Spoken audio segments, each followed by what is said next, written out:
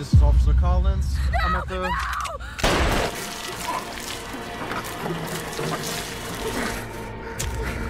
Halo guys, welcome back to my YouTube channel. Kali ini saya akan merangkum alur cerita film Open 24 Hour 2018.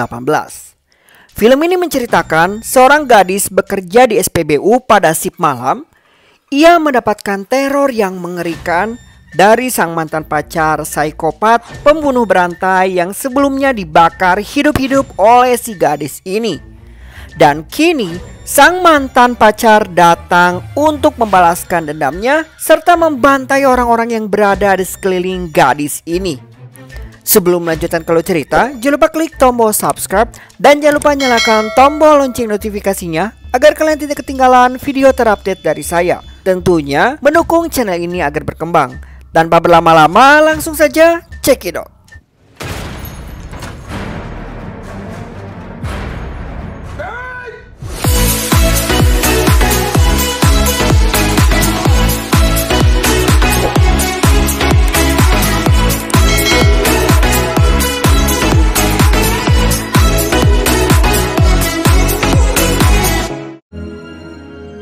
Film ini dibuka dengan seorang gadis bernama Mary terlihat sedang melamar pekerjaan di sebuah SPBU. Pemilik SPBU yang bernama Ed kemudian membaca riwayat hidup Mary yang ternyata adalah seorang mantan narapidana yang baru saja bebas beberapa minggu yang lalu. Ed pun bertanya kenapa Mary dirinya hingga bisa masuk penjara. Mary lalu menjelaskan bahwa dia mencoba membunuh pacarnya. Dengan kejujuran Mary ini membuat Ed menerima pekerjaan di SPBU miliknya. Ed pun mulai menjelaskan sistem kerja bahwa ia akan mendapatkan shift malam dari mulai 10 malam sampai 6 pagi. Mary pun terlihat sangat bahagia karena bisa mendapatkan pekerjaan tersebut. Setelah diterima kerja, lalu Mary menghampiri sahabatnya Debbie. Terlihat Debbie sangat bahagia setelah mendengar sahabatnya sudah mendapatkan pekerjaan. Sesampai di rumah, Mary tiba-tiba melihat seorang pria yang sedang menyiksa seorang gadis di dalam kamar mandi. Mary kemudian bergegas keluar dan mencari obat penenang dengan berharap apa yang dia lihat sebelumnya bukanlah kenyataan. Beberapa saat kemudian, sosok pria itu menghilang dan bersamaan dengan itu datanglah seorang polisi bernama Tom. Tom ini ditugaskan untuk mengawasi Mary setelah keluar dari penjara karena Mary bebas bersyarat dan membuat dirinya harus setiap hari melaporkan keadaannya kepada Tom. Kemudian Mary bercerita bahwa dia diterima bekerja di tempat Ed dan merupakan teman Tom juga. Mendengar hal tersebut, Tom ikut senang dan sambil berlalu pergi. Lalu dia berkata kembali kepada Mary bahwa dia harus selalu melaporkan keadaannya agar dia bisa segera bebas murni. Jadi, Mary ini memiliki trauma di mana dia sering berhalusinasi tentang kejadian yang dahulu menimpanya.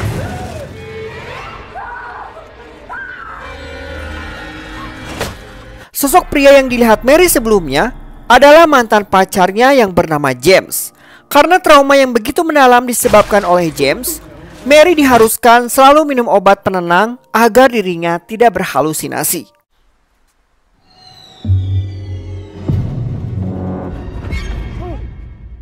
Cerita bergulir, Mary pun bekerja dengan dijemput oleh sahabatnya Debbie yang akan mengantarkan dirinya.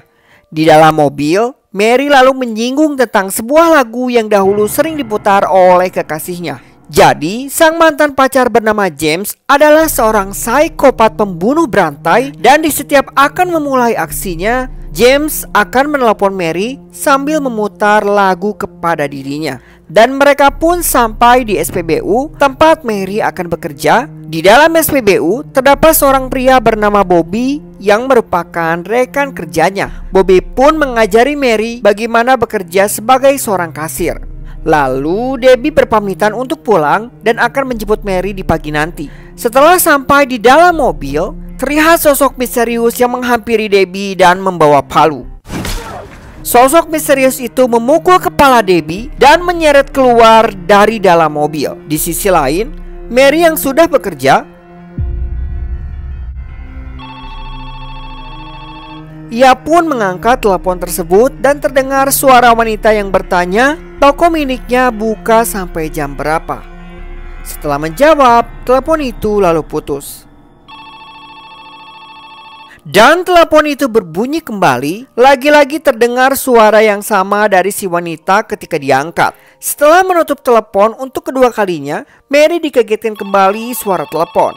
Kali ini Mary dibuat ketakutan dengan suara wanita itu yang berkata tentang sebuah pembunuhan yang dialami Mary terdahulu. Merasa takut, ia pun langsung menutup teleponnya dan bergegas menelepon Debbie, namun tidak ada jawaban. Mary pun berpikir bahwa itu hanyalah halusinasinya dan dia langsung meminum obat penenangnya.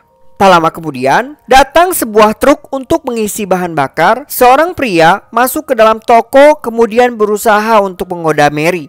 Setelah selesai membayar, pria itu lantas bergegas pergi dan tanpa sengaja meninggalkan kredit card miliknya. Mary yang berlari mencoba berteriak dan memberitahu, namun sang supir tidak mendengar teriakan Mary.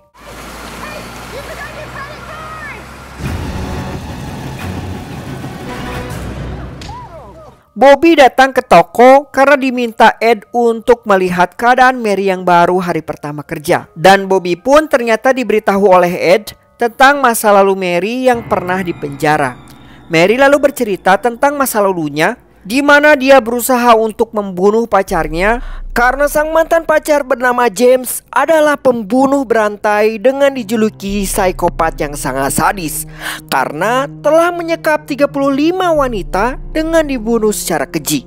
Diceritakan, dahulu setelah pulang bekerja, Mary yang datang ke rumah James secara tidak sengaja melihat sebuah rambut wanita yang juga puluhan mayat berada di basement rumah James. Setelah kejadian itu, Mary baru sadar bahwa pacarnya adalah seorang psikopat. Dan di setiap James akan membunuh korbannya, Mary diminta untuk menyaksikan aksi keji saat mengeksekusi korbannya. Hingga pada akhirnya Mary yang sudah muak lalu membunuh James dengan membakarnya. Akan tetapi aksi Mary ini gagal karena James selamat dan sekarang James dipenjara untuk mempertanggungjawabkan perbuatannya. Dari semua kejadian itulah, Mary begitu sangat trauma dan membuatnya selalu berhalusinasi.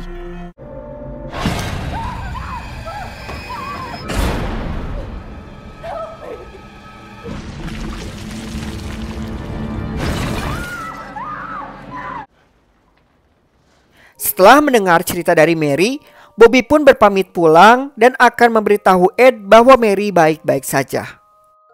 Setelah meninggalkan SPBU, tiba-tiba mobil Bobby mogok di tengah jalan. Kemudian dia turun memeriksa apa yang terjadi dengan mobilnya. Tiba-tiba muncul sosok misterius dan memukul Bobby hingga membuatnya pingsan. Setelah itu, sosok misterius yang ternyata James datang menghampiri Mary yang membuatnya ketakutan. Tapi Mary mengatakan bahwa dirinya adalah halusinasinya, sedangkan James berkata, "Aku nyata." Mary yang semakin ketakutan lalu memejamkan matanya dan benar saja itu hanya halusinasinya yang ternyata ia kedatangan seorang pelanggan wanita yang akan mengisi bahan bakar mobilnya. Wanita tersebut kemudian bertanya sampai pukul berapakah toko ini buka. Mendengar hal itu, Mary kemudian menyadari bahwa wanita ini adalah yang menelepon sebelumnya. Saat Mary mulai panik, beruntungnya Tom datang dan wanita itu kemudian berlalu pergi dari toko tersebut. Setelah wanita itu pergi, Tom berkata kepada Mary bahwa dia harus selalu melaporkan keadaannya tanpa ada yang disembunyikan, termasuk tentang halusinasi yang dialami oleh Mary jika ingin ia bebas murni.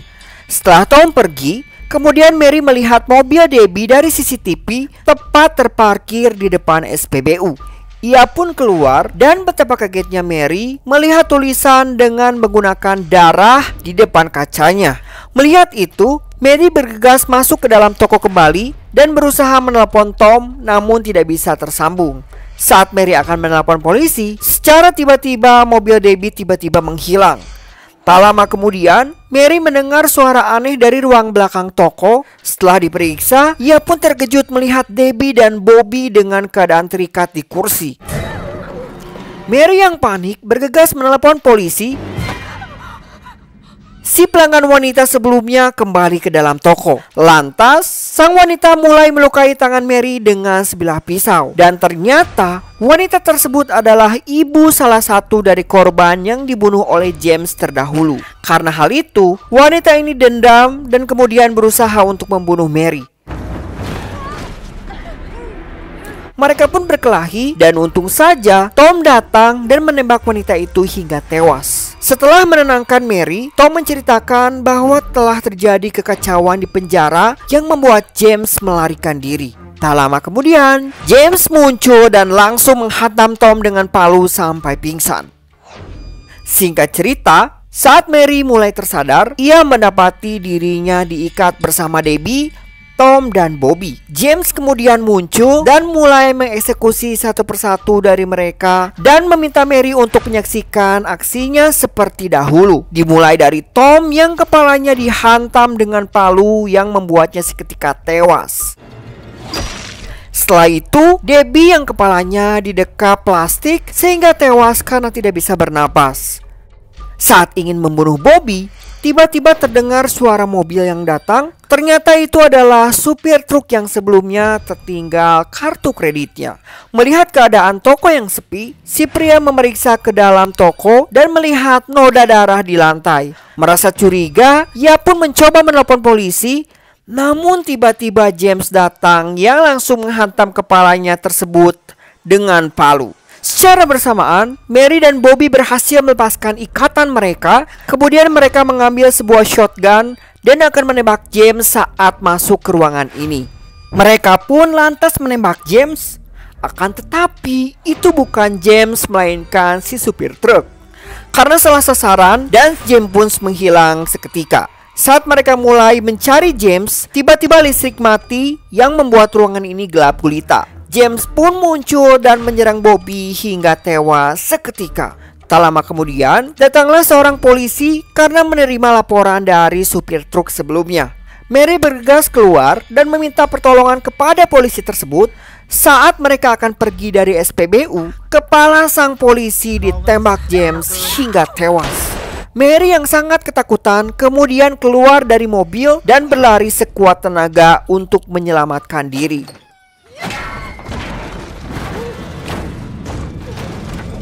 Mary lalu bersembunyi di sebuah ruangan kantor milik Ed dan mengunci pintu ruangan tersebut. Di dalam ruangan itu, Mary melihat kepala tanduk rusa dan saat James berhasil mendobrak pintu, Mary dengan sekuat tenaga menghujamkan tanduk rusa itu ke tubuh James sehingga tewas seketika.